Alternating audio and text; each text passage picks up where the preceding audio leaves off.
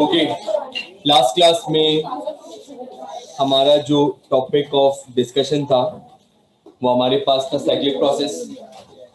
और cyclic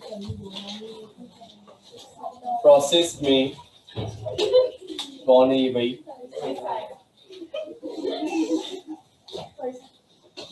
cyclic process में हमने ये पढ़ा था कि साइक्लिक प्रोसेस एक ऐसा प्रोसेस है जिसमें आपके पास सिस्टम अपनी इनिशियल स्टेट पे वापस आ जाता है आफ्टर अ प्रोसेस।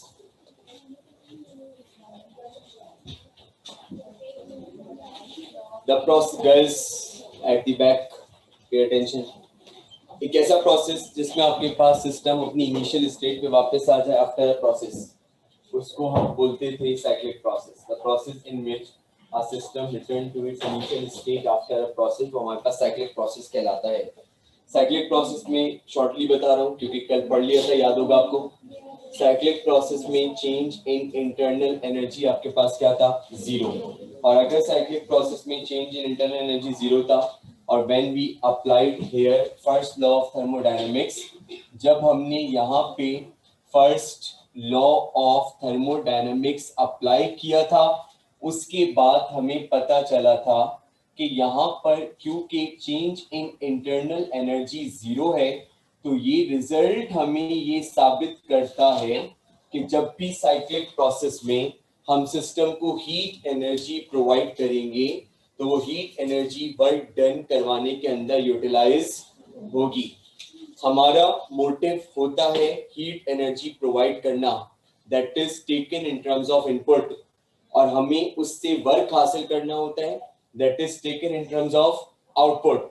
तो मेरे पास एक तरह से इनपुट आउटपुट के बराबर आ रहा है, और अगर इनपुट आउटपुट के बराबर हो जाता है तो ऐसी मशीन की एफिशिएंसी 100% होती है। तो जब इनपुट आउटपुट के बराबर हो जाए तो मशीन की एफिशिएंसी 100% के बराबर होती है। अब जो चीज हम करने जा रहे हैं उसकी इब्तिदा हम कल कर चुके थे, उसका नाम था PMM1, और ये आपके पास कहलाती है perpetual motion machine of first kind. परपीचुअल motion machine of first kind, ये आपके पास एक हाइपोथेटिकल मशीन है। अगर आपसे कोई पूछे कि इस मशीन का ओरिजिन क्या है या आपके पास इस मशीन की जो सिग्निफिकेंस है वो क्या है, तो ये कैसी मशीन है which performs more work than the heat provided to it। हमने ये लिखा था the machine which performs more work, the machine which performs more work than the heat provided to it। आपके पास एक ऐसी मशीन जो आपके पास काम ज्यादा करे और उसको हम हीट कम दें। एक ऐसी मशीन जो आपके पास हीट जितनी ना दें उससे कई ज्यादा वो काम करे, आपको वर्क दे, वो आपके पास कहलाती है perpetual motion machine of first kind, the machine which performs more work than the heat provided to it. इसका मतलब यहाँ पे आपका इनपुट छोटा है और आउटपुट ज्यादा है। इनपुट आपके पास कम है और आउटपुट आपके पास ज्यादा है। इसका मतलब मैं लिख सकता हूँ delta Q is less than W, can be right it like this. और आपको यहाँ पता है कि इनपुट कम है और आपके पास आउटपुट ज्यादा है, तो याद रखिएगा ऐसी मशीन्स जिनमें आपके पास आउटपुट कम हो इनपुट ज्यादा हो उनकी एफिशिएंसी होती है लेस देन 100%। जिनके अंदर इनपुट आउटपुट बराबर हो जाए दैट इज 100%, और जिसके अंदर इनपुट कम हो आउटपुट ज्यादा हो उनकी एफिशिएंसी 100% से ज्यादा होती है। तो अगर आपके पास इनपुट कम है और अगर आपके पास आउटपुट ज्यादा है तो ऐसी मशीन्स की एफिशिएंसी होती है ग्रेटर देन 100%। तो PPM1 की एफिशिएंसी 100% से क्या होती है? ज्यादा। Perpetual motion machine of first kind has an efficiency greater than 100%। If anybody asks you कि आप इसको किस बेस पे कह रहे हैं, तो आप उसको बोलेंगे शायद तुमने गौर से नहीं पढ़ा। यहाँ पे साफ साफ लिखा हुआ है आपके पास कि ये एक ऐसी मशीन है जिसको हम हीट कम देंगे कंपैरेटिवली वर्क डन बहुत ज्यादा करेगा। तो उस सूरत में यहाँ पे इनपुट कम जा रहा है और आउटपुट हमें उसके मुकाबले में मोर मिल रहा है, विच क्लियरली शोज कि इस मशीन की एफिशिएंसी 100% से क्या है, ज्यादा। अब सुनिए, लॉ की चलती है मशीनों की चलती है? लॉ की चलती। किसकी चलती है? तभी उसके साथ वर्ड जुड़ा हुआ है क्या? Law. Law can never be violated, पता है ना आपको। फर्स्ट लॉ कहता था एफिशिएंसी कहां तक हो सकती है, फर्स्ट लॉ कहते हैं कि एफिशिएंसी कहां तक हो सकती है, और ये कह रहा है एफिशिएंसी 100 से, फर्स्ट लॉ कहते हैं कहां तक हो सकती है, और ये कह रहे हैं कि एफिशिएंसी 100 से। इसका मतलब फर्स्ट लॉ के हिसाब से ऐसी कोई मशीन एग्जिस्ट ही नहीं करती। फर्स्ट लॉ के हिसाब से ऐसी कोई मशीन एग्जिस्ट ही, क्योंकि ये फर्स्ट लॉ को वायलेट कर रही है। ये फर्स्ट लॉ को क्यों वायलेट कर रही है, बोले? क्योंकि फर्स्ट लॉ के मुताबिक एफिशिएंसी सिर्फ 100% तक हो सकती है, 100 से, लेकिन इस मशीन के अंदर एफिशिएंसी 100 से। इसका मतलब ये वाली मशीन फर्स्ट लॉ को ओबे नहीं कर रही। ये मशीन बोले फर्स्ट लॉ को ओबे। अब इसका मतलब मैं यहाँ पे आपके सामने कह सकता हूँ, और मैं आपके सामने जुमला कह सकता हूँ कि आपके पास फर्स्ट लॉ के हिसाब से परपेचुअल बोले motion machine of first kind is impossible. Perpetual motion machine of first kind is तो मैंने लिखा first law can also be stated as first law of thermodynamics can also be stated as first law of thermodynamics को हम ऐसे भी state कर सकते हैं कि perpetual motion machine of first kind is impossible. Perpetual motion machine of first kind is impossible. First law of thermodynamics can also be stated as perpetual motion machine of first kind is impossible. Perpetual motion machine of first kind आपके पास exist ही नहीं करती। क्यों नहीं करती, एक बार फिर मुझे reason बताएं। फर्स्ट लॉ में एफिशिएंसी कहां तक हो सकती है, इसके अंदर एफिशिएंसी कहां है, 100 से ज्यादा। वो कह रहा है 100 से ज्यादा, और ये कह रहा है 100 से। इसका मतलब इसके हिसाब से ऐसी कोई मशीन एग्जिस्ट, तभी हमने यहाँ पे लिखा perpetual motion machine of first kind is impossible. क्या आपको बात समझ में आती है? अब ये सारा काम हो गया। अब हम जिस चीज के ऊपर जा रहे हैं वो आपके पास कहलाती है applications of first law of thermodynamics. एक बहुत ही important part regarding section C, एक बहुत ही important part regarding section C, application of first law of thermodynamics. हम फर्स्ट लॉ ऑफ थर्मोडायनामिक्स की एप्लीकेशन को डिस्कस करने जा रहे हैं। हम फर्स्ट लॉ ऑफ थर्मोडायनामिक्स की एप्लीकेशन को डिस्कस करने जा रहे हैं, और फर्स्ट लॉ ऑफ थर्मोडायनामिक्स की सबसे पहली एप्लीकेशन जो कहलाती है उसका नाम है isobaric process. First law of thermodynamics की सबसे पहली एप्लीकेशन जो कहलाती है उसका नाम है आइसोबैरिक प्रोसेस। आइसो का मतलब होता है सेम, बैरिक का मतलब होता है pressure. Iso means same, baric means pressure. Iso means same, baric means pressure. तो आपके पास एक ऐसा प्रोसेस जिसमें सिस्टम का प्रेशर कांस्टेंट हो जाए वो कहलाता है isobaric process. The process in which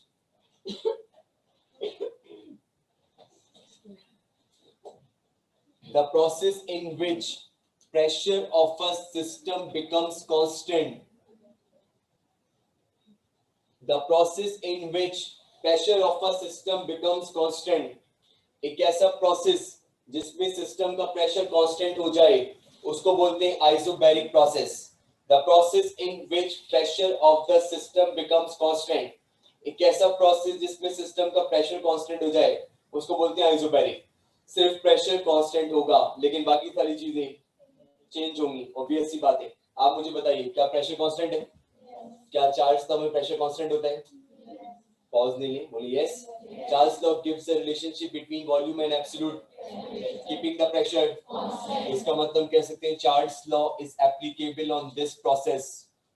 Charles law can be applicable on this process. Charles law can be applicable on this process. इस प्रोसेस के ऊपर आपका चार्ल्स लॉ एप्लीकेबल होता है। आइसोबैरिक प्रोसेस एक ऐसा प्रोसेस जिसमें सिस्टम का प्रेशर कांस्टेंट हो, उसको हम बोलते हैं आइसोबैरिक प्रोसेस। अब मेरा जुमला सुनिएगा, अगर आपसे जुमले के तौर पे क्या चीजें अर्ज की जा रही हैं। पहले सिस्टम कांस्टेंट प्रेशर पे डिस्कस करें, सारे लवाजमात पूरे कर लें, सारे लवाजमात पूरे करें। हर प्रोसेस में ये होगा, मैं चारों में ये बात बोलूंगा, किसी दो में मैं खुद बोलूंगा और दो में मैं आपसे पूछूंगा। कोई भी प्रोसेस आएगा, पहले उस प्रोसेस को डिस्कस करें कांस्टेंट प्रेशर पे, सारे लवाजमात पूरे करें। जब सारे लवाजमात पूरे हो जाएंगे, उसके बाद आखिर में जाके अप्लाई होगा फर्स्ट लॉ ऑफ थर्मोडायनेमिक्स। पहले आपने चेक करना है। अगर आपसे कोई पूछे कि ये आप करने क्या जा रहे हैं, आपने ये बोलना है मैं यहाँ पे कुछ और करने नहीं जा रहा, मैं सिर्फ ये करने जा रहा हूँ कि अगर मेरे पास गैस हो एक सिलेंडर में और उसका प्रेशर कांस्टेंट हो और मैं उसको कांस्टेंट प्रेशर पे हीट करूँ, तो मैं ये चेक करूंगा कि सिस्टम में कांस्टेंट प्रेशर पर हीट करने पर कौन कौन से चेंजेस डेवलप होते हैं। तो मुझे आपके पास कांस्टेंट प्रेशर के ऊपर सिस्टम में आने वाले चेंजेस को ऑब्जर्व करना है। पहले चेंजेस ऑब्जर्व होंगे और उसके बाद आखिर में जाके अप्लाई होगा फर्स्ट लॉ ऑफ थर्मोडायनेमिक्स। अब मैंने यहाँ पे आपके सामने एक थर्मोडायनेमिकल सिस्टम कंसीडर किया। मैंने आपके पास आपके सामने यहाँ पे एक थर्मोडायनेमिकल सिस्टम कंसीडर किया। ये मेरे पास मौजूद है एक सबसे सिंपलेस्ट थर्मोडायनेमिकल सिस्टम, जिसको मैं आप हम दोनों अच्छी तरह जानते हैं। आपके पास लिया जाता है एक सिलेंडर, सिलेंडर के अंदर भरी जाती है क्या, एक गैस। तो हमने सिलेंडर ली, सिलेंडर के अंदर हमने गैस फिल करी। जनाब ये आपके पास आ गया एक मूवेबल पिस्टन। आपके पास first of all let me tell you one more thing about pressure, how to keep the pressure constant. आपके पास मौजूद है इस वक्त एक सिलेंडर, सिलेंडर में आपने पाइप से गैस फिल करी, तेजी के साथ पाइप हटाया, उसके बाद आपने पिस्टन छोड़ा, पिस्टन अप एंड डाउन हुआ और एक वक्त आया कि पिस्टन आ गया एट रेस्ट। जब पिस्टन रेस्ट में आया, इसका मतलब it is not moving in a downward direction, it is not moving in a upward direction. अगर ये रेस्ट में है तो इसका मतलब जितना इसका इंटरनल प्रेशर है उतना ही एक्सटर्नल प्रेशर है और सिस्टम का प्रेशर हमारे पास क्या हो गया, constant. Did you get this?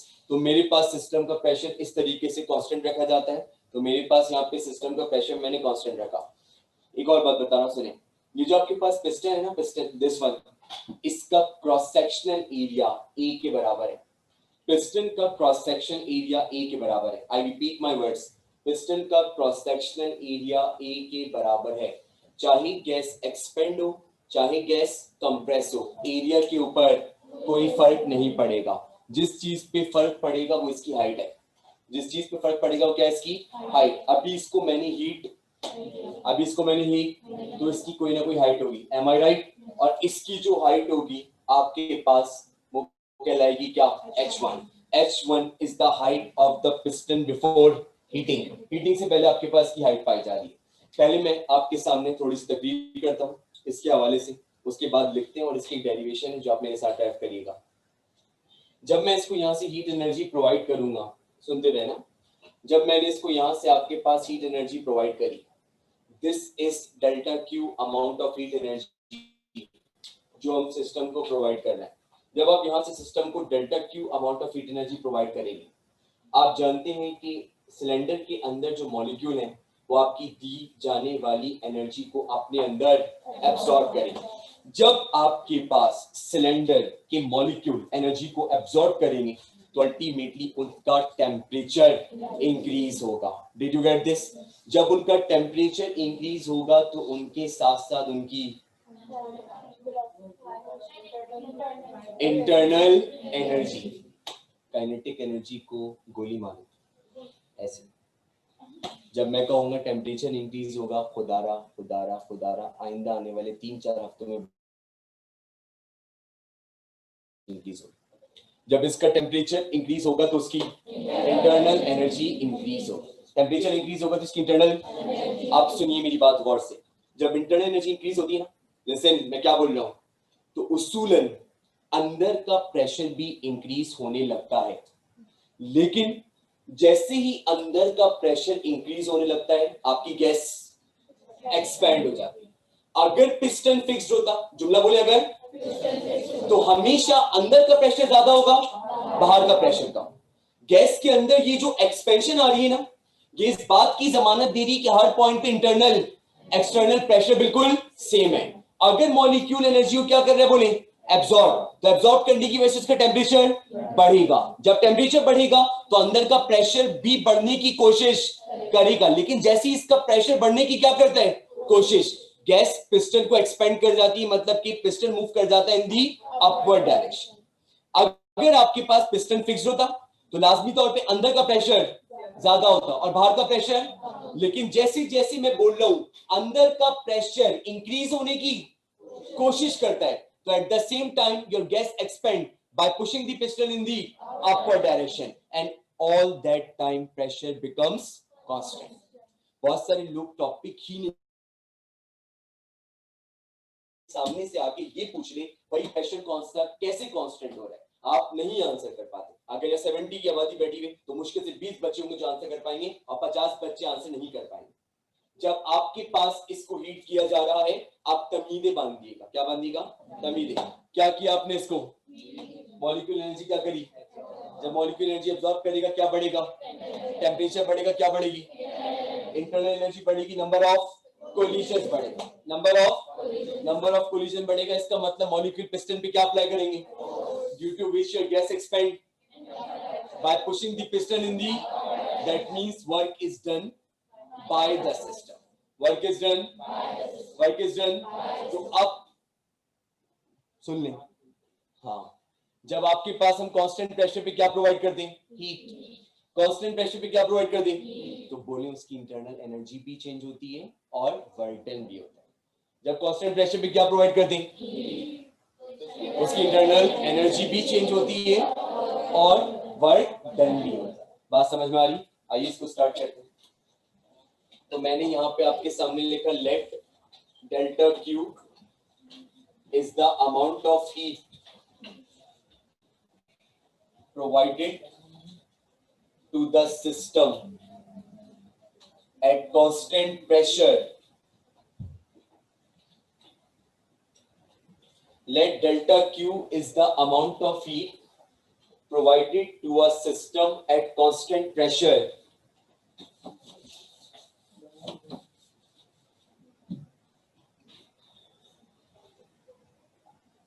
The molecules of gas will absorb heat energy, due to which the molecule of gas will absorb heat energy, due to which its temperature rises, as a result of which its internal energy increases, as a result of which its internal energy increases, जिसके नतीजे में उसकी internal energy increase होना शुरू होगी, which results in greater number of collisions of molecule, which result in greater number of collision of molecule, and hence molecule applying force on the piston, due to which gas expand by pushing the piston, due to which gas expand by pushing the piston in the upward direction, due to which gas expand by pushing the piston in the upward direction. जब gas expand हो work is done by the system, जब compress हो तो work is done. यहां पे gas compress हो रही है बेटा, एक्सपेंड हो रही है, तो इसका मतलब लिखेंगे work is done by the system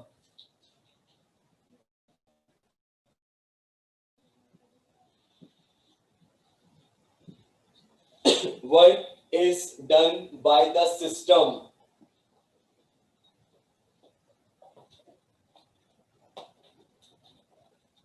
Okay.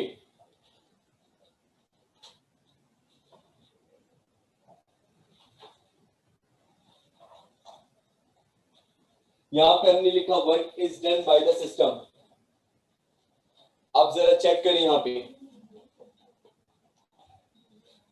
आप में से कितने बच्चे ऐसे जिन्होंने टेस्ट का वेंट टेस्ट नहीं दिया था? हाथ उठाइए तो हाथ उठाइए ताकि मुझे पता चले मैं शीट बनानी है आज. हरीजा आपने नहीं दिया था, खदीजा आपने नहीं दिया था, और आपने नहीं दिया. और कोई है ऐसा बॉयज में? गर्ल्स में कोई और है तो मुझे बता दें, इसलिए मुझे शीट बनानी इसलिए पूछ रहा हूँ. आप लोगों ने री एग्जाम दिया बेटा? आपने भी नहीं दिया, आपने भी नहीं दिया. तो आपके पास यहाँ पे work is done by the system. आप मुझे बताइए गैस अपनी जगह एक्सपेंड हुई तो आप पिस्टन अपवर्ड शो करें और इसकी नई हाइट बनाए H2. पिस्टन की अपवर्ड शो कीजिए मूवमेंट और इसकी नई हाइट बनाए H2. लेंथ देख लीजिएगा H1 और H2 की. यहां से लेके यहां तक है H1 और यहां से लेके यहां तक कितनी है H2. ओके, तो पहले पिस्टन हमारा इस स्टेट पे था और अब पिस्टन हमारा इस स्टेट पर है. आप मुझे बताइए भाई, जितने भी यहाँ पे लोग मौजूद हैं, क्या गैस के अंदर एक्सपेंशन हुई है? क्या पिस्टन ने डिस्प्लेसमेंट कवर किया है? पिस्टन ने डिस्प्लेसमेंट मेरा हाथ देखिए, क्या यहां से यहां कवर किया? इसको नाम देंगे डेल्टा H. पिस्टन का डिस्प्लेसमेंट कहलाएगा डेल्टा H. पिस्टन ने जो डिस्प्लेसमेंट कवर किया वो हमारे पास कहलाएगा डेल्टा H. अब मुझे करनी है कुछ assumptions. मैंने लिखा let A represent cross sectional area of a piston. A represent cross sectional area of a piston. H1 represent height of the piston before heating. H1 represent height of the piston before heating. H1 represent height of the piston before heating. आगे line बोले. H2 represent height of the piston after heating.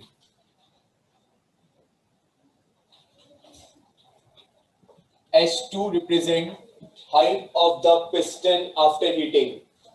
Delta H represent displacement covered by a piston.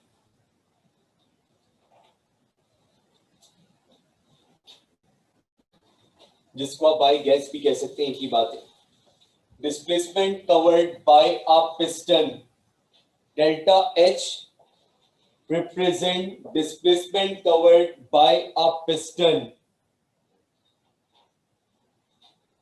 Delta H का मतलब है displacement covered by a piston.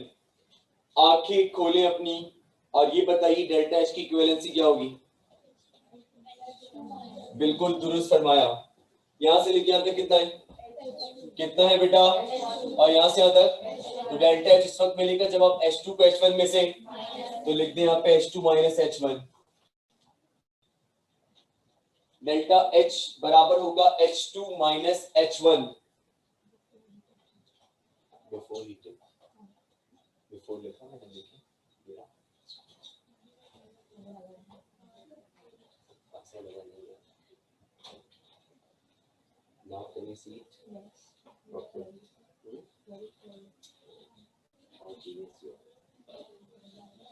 H1 is the height of the piston before heating.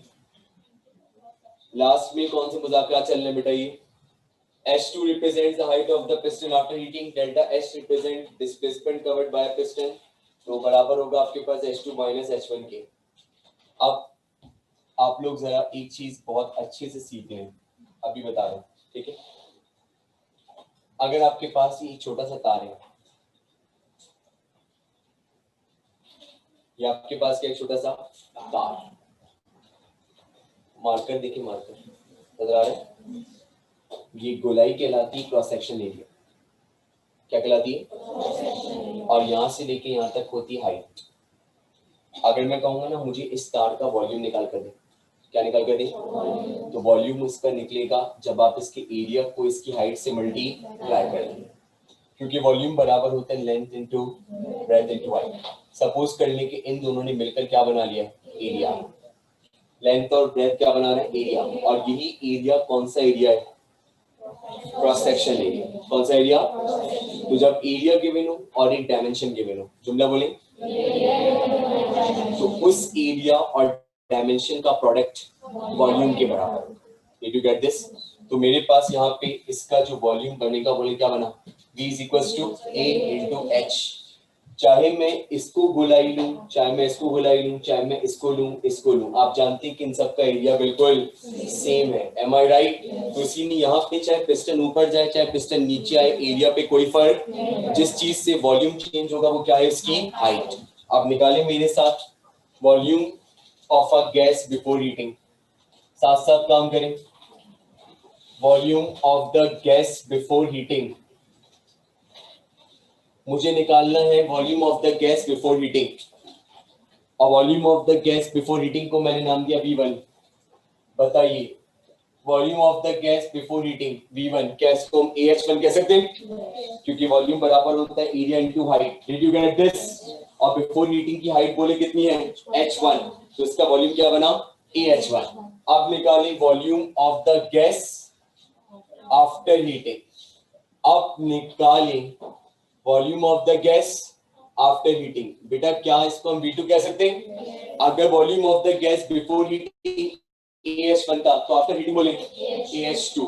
तो हमने यहाँ पे लिखा volume of the gas after heating is AH2। आप लोग बताइए जितनी आवाम यहाँ बैठी हुई है, गैस कंप्रेस हो रही है, एक्सपेंड हो रही है? एक्सपेंड हो रही है, तो वॉल्यूम में डिक्रीज आया, इंक्रीज? तो आप क्या निकालेंगे? Increase in volume. और इंक्रीज इन वॉल्यूम को हम नाम देंगे डेल्टा V। अब मैंने आपके पास निकाला इंक्रीज इन वॉल्यूम और उसको नाम दिया delta V। Increase in volume कब मिलता है? जब फाइनल में से इनिशियल को माइनस करते हैं तो ये बन जाएगा V2 माइनस V1। तो मैंने इंक्रीज इन वॉल्यूम निकाला डेल्टा V, वो बराबर है V2 माइनस। क्या आप सबको बोर्ड पर V2 और V1 की वैल्यू लिखी हुई नजर आ रही है?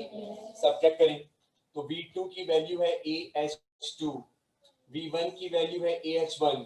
Can we take A as common? तो अंदर बचा H2 माइनस H1। क्या बोर्ड पे आपको कहीं पर H2 माइनस H1 की इक्विवेलेंसी नजर आ रही है? और H2 माइनस H1 किसके बराबर है? तो लिख दें यहाँ पे A डेल्टा H। तो डेल्टा V की वैल्यू हमें मिली A डेल्टा H के बराबर। इंक्रीज इन वॉल्यूम की इक्वेशन हमारे पास A डेल्टा H के बराबर आई। इंक्रीज इन वॉल्यूम की इक्वेशन हमारे पास A डेल्टा H के बराबर आई। मिटाना नहीं था। अब बताइए उधर यहाँ पे मुझे जितने भी लोग मौजूद हैं, लिसन, मॉलिक्यूल ने पिस्टन पे क्या अप्लाई करी थी? क्या कवर हुआ था? इसका मतलब सिस्टम ने क्या परफॉर्म किया? वर्क। लेकिन the work done by the system will be, the work done by the system will be, the work done by the system will be। हमने पढ़ा है work is the product of force and displacement, लेकिन delta W बराबर होगा F into S। Delta W बराबर होगा F into S का मतलब क्या है? कौन ऊपर मूव कर रहा है? तो इसका मतलब डिस्प्लेसमेंट भी किसका आएगा? और पिस्टन का डिस्प्लेसमेंट कितना है? तो देखिए S की जगह पे डेल्टा H, S की जगह पे क्या आया? Delta H। प्रेशर क्या है? कांस्टेंट। प्रेशर क्या है? जीरो तो नहीं, जीरो तो नहीं, जीरो तो नहीं, कांस्टेंट है ना। इसका मतलब कुछ ना कुछ वैल्यू होगी, लेकिन उस पर कोई फर्क। प्रेशर का फॉर्मूला होता है force per unit area. Introduce करें। प्रेशर बराबर होता है force per unit area divide वहां जाकर, तो F किसके बराबर आया? PA। F किसके बराबर आया?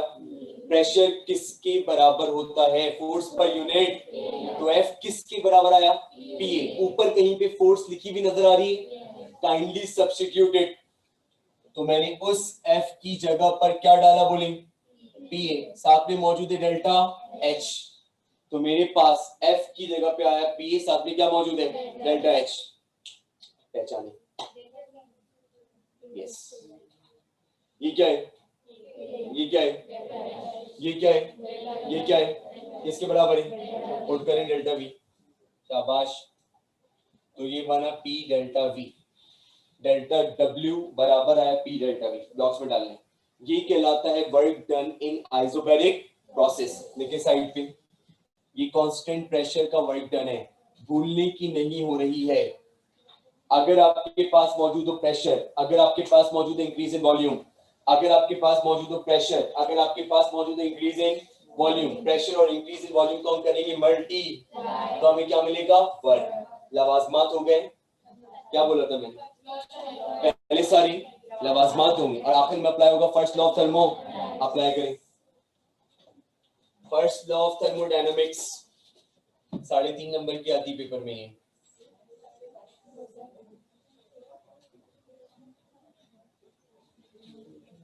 Apply first law of thermodynamics, delta Q बराबर होता है delta U plus delta W। Delta Q बराबर है delta U plus delta W। अब मुझे बताइए यहाँ पे क्या आपने बेटा अभी अभी डेल्टा W की इक्वेशन निकाली, उस डेल्टा W की जगह इसकी वैल्यू पुट कर दे, तो डेल्टा Q बराबर है delta U plus P delta V। इसको डाल दे ब्लॉक्स में। This equation will only be used when the pressure of the system becomes constant। Constant pressure पे आप इसको यूज कर सकते हैं, जितनी इक्वेशंस हैं सब कांस्टेंट प्रेशर पे यूज होगी। आइसोबैरिक प्रोसेस के अंदर फर्स्ट लॉ ऑफ थर्मोडायनामिक्स बनता है delta Q is equal to delta U plus P delta V। ऐसा तो हो नहीं सकता कि हम कोई एप्लीकेशन पढ़े और उसका ग्राफ ना बनाए, ऐसा तो मुमकिन ही नहीं है।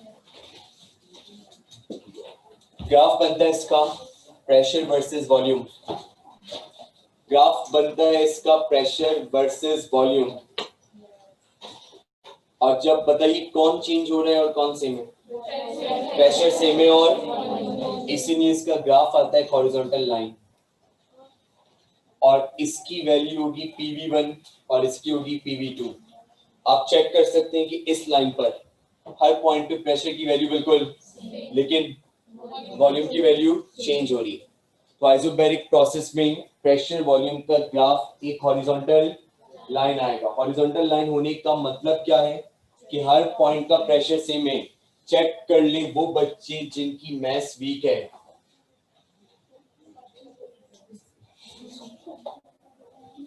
इस पॉइंट पे भी प्रेशर सेम, इस पॉइंट पे भी प्रेशर सेम, इस पॉइंट पे भी प्रेशर सेम, पूरा सब बोले, इस पॉइंट पे भी प्रेशर सेम, इस पॉइंट पे भी, लेकिन हर पॉइंट का वॉल्यूम डिफरेंट, तो इसलिए हॉरिजॉन्टल लाइन। ये बेसिक ग्राफ है। अब जो काम करने जा रहा हूं उसको ऐसे बनाइएगा कि आपको नजर ना आए, आई मीन बहुत लाइट। देखिए इसके अंदर जो पोर्शन आता है, लिसन, इसके अंदर मैं कह रहा हूं बहुत लाइट पेंसिल उसकी जगह जो कर रहा हूं, इसके अंदर जो पोर्शन आता है वो अंडर पोर्शन जो आएगा वो सारा का सारा वर्क डन रिप्रेजेंट करता है। इस ग्राफ के अंदर जो भी पोर्शन आएगा that will represent work done.